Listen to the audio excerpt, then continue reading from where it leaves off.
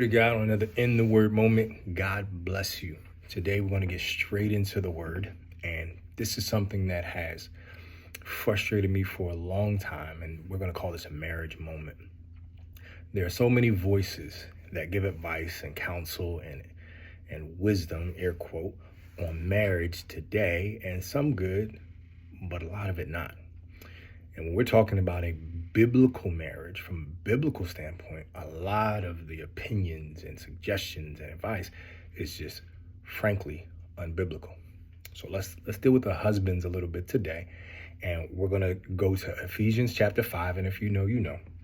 We're going to start at verse 25. And it says, "Husbands, love your wives, even as Christ also loved the church, and gave himself for it, that he may sanctify and cleanse it with the washing of water by the word, that he may present it to himself a glorious church, not having spot or wrinkle or any such thing, but it should be holy and without blemish. So ought men to love their wives as their own bodies. He that loveth his wife loveth himself.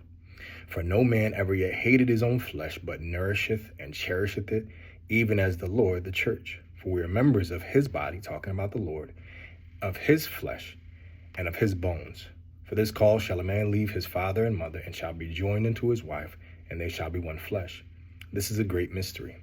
But I speak concerning Christ and the church.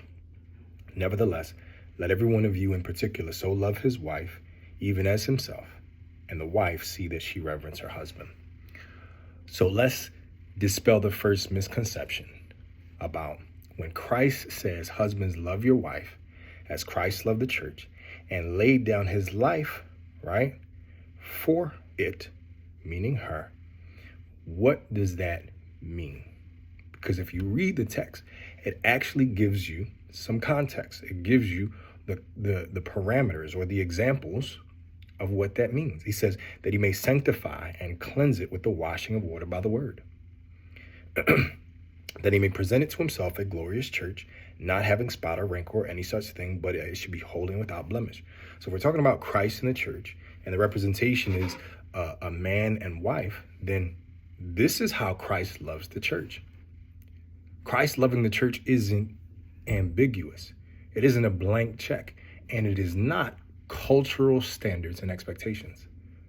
So any man who has been in bondage to cultural standards and expectations of how you should love your wife, just model what Christ says.